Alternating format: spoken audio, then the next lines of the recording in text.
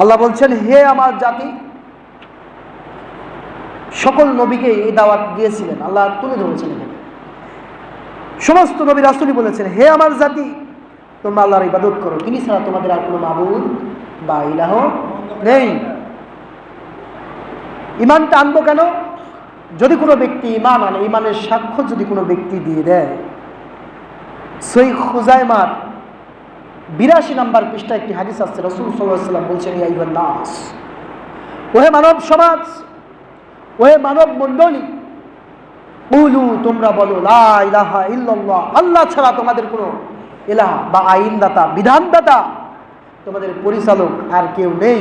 এই কথার সাক্ষ্য যদি তোমরা দিতে পারো, তুফলিহু, তাহলে তোমরা সফল কাম হয়ে যাবে। জোরে বলি সুবহানাল্লাহ। সহিহ খুজাইমার 1 নম্বর খণ্ডের 82 নম্বর পৃষ্ঠার হাদিস। তাহলে আপনাকে কি করবে? আপনাকে আমাকে কি করতে হবে? ইমানের সাক্ষ্য দিয়ে দিতে হবে। শুধু তাই না, রাসূল সাল্লাল্লাহু আলাইহি ওয়াসাল্লাম বলছেন, মান শাহিদা আল্লা ইলাহা ইল্লাল্লাহু দাখালাল জান্নাহ। জোরে বলি সুবহানাল্লাহি ওয়া বিহামদিহি। সৈয়দ ইবনে হিব্বানের মধ্যে 364 নম্বর হাদিসের মধ্যে আছে, নবী করিম সাল্লাল্লাহু আলাইহি ওয়াসাল্লাম বলেছেন, হে মানুষেরা, তোমরা শুনে রাখো, যে ব্যক্তি বলবে লা ইলাহা ইল্লাল্লাহ, যে ব্যক্তি এই সাক্ষ্যটা দিয়ে দিবে, দাখালাল জান্নাহ, আল্লাহ পাক তাকে জান্নাতে প্রবেশ করাবেন। জোরে বলি সুবহানাল্লাহি ওয়া বিহামদিহি। তাহলে এই ঈমান নামক দৌলতটা ঠিক রাখার জন্য আমাদেরকে জানতে হবে ঈমান ভঙ্গের কারণসমূহ।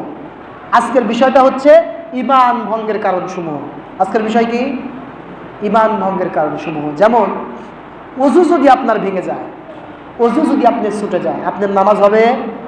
কথা বলেন না, নামাজ হবে?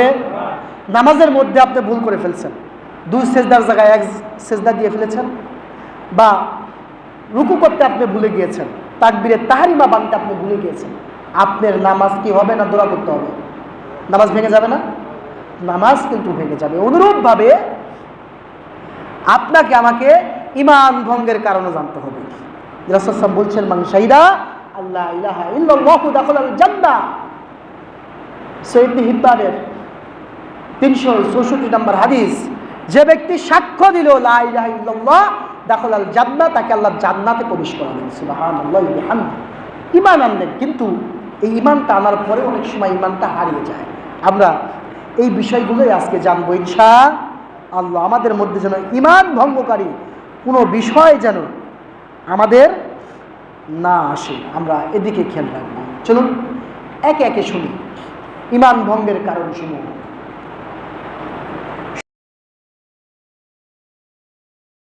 সম্মানিত হাজিরিন, ঈমান ভঙ্গের 3 নম্বর যেই কাজটা খুঁজে খুঁজে বের করেছি, সেটা হচ্ছে মুশরিকদেরকে, তাদের মতবাদকে সঠিক বলে মনে করা, মুশরিকদের তৈরি করা আইন কানুন নির্দ্বিধায় মেনে নেওয়া। আপনি মুসলমান, ইসলাম আপনাকে সুন্দর মতন জীবন ব্যবস্থা একটি দিয়ে দিয়েছে, আইন কানুন নিয়ম কালাম সব কিছু যার মধ্যে আছে।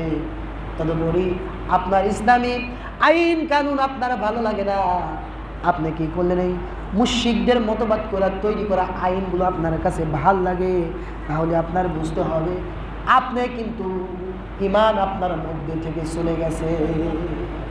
মানব রচিত কোনো আইন আপনাকে মানা যাবে না। ফামান ইয়াকফুর বিত্তাগুত ওয়া ইউমিন বিল্লাহি ফাকাদ ইসতামসাকা বিল উরওয়াতিল উসকা।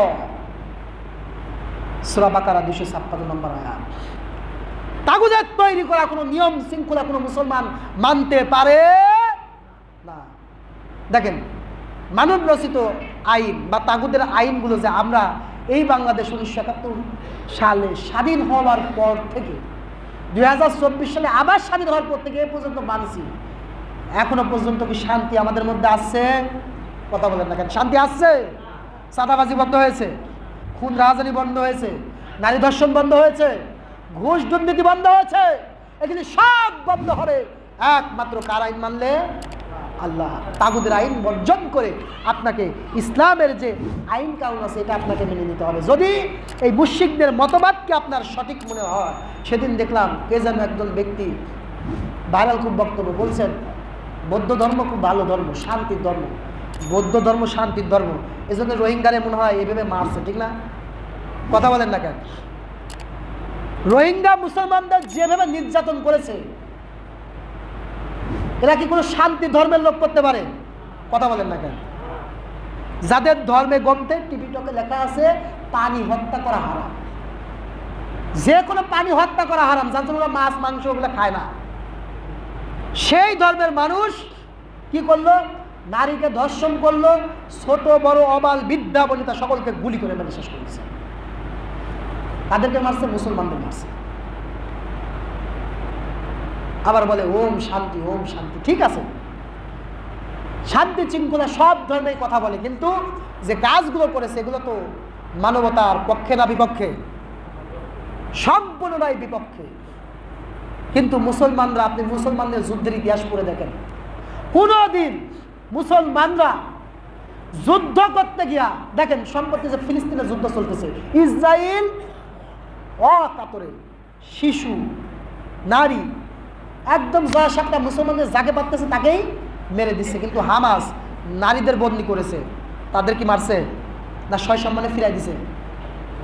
এটা হচ্ছে মুসলমানের আইন কানুন, এটাই হচ্ছে মুসলমানদের নীতি। আর কাফেরদের নীতি হচ্ছে যখন যা পাবো তাই খাবো, আর যেখানে যা পাবো নিজের ক্ষমতার জন্য মেরে দাও। অতএব আপনি যদি মুসলমান হওয়ার পরেও যদি মুশরিকদের তৈরি করা, তাগুদের তৈরি করা আইন কানুন, যদি মানব রচিত আইন কানুন যদি আপনার ভালো লাগে, বুঝতে হবে আপনার মধ্যে ঈমান নাই, আপনার ঈমানটা চলে গেছে, আপনার নিজের অজান্তে আপনি কাফের হয়ে গেছেন। অতএব ইসলাম বাদে অন্য কোনো মতাদর্শ আমাদেরকে মেনে নেওয়া যাবে না। 4 নাম্বার হচ্ছে রাসূল সাল্লাল্লাহু আলাইহি ওয়াসাল্লামের আনিত জীবন ব্যবস্থার বাদ দিয়ে অন্য আইন উত্তম মনে করা। রাসূল সাল্লাল্লাহু আলাইহি ওয়াসাল্লাম আমাদের জন্য যে তরিকা নিয়ে আসছেন, নবী করিম সাল্লাল্লাহু আলাইহি ওয়াসাল্লাম আমাদের জন্য যে পথ পন্থা নির্ধারণ করে দিয়েছেন, এর বাইরে অন্য কিছুকে, কোনো আইন কানুনকে প্রাধান্য দেওয়া, এটা দিলে ঈমান থাকে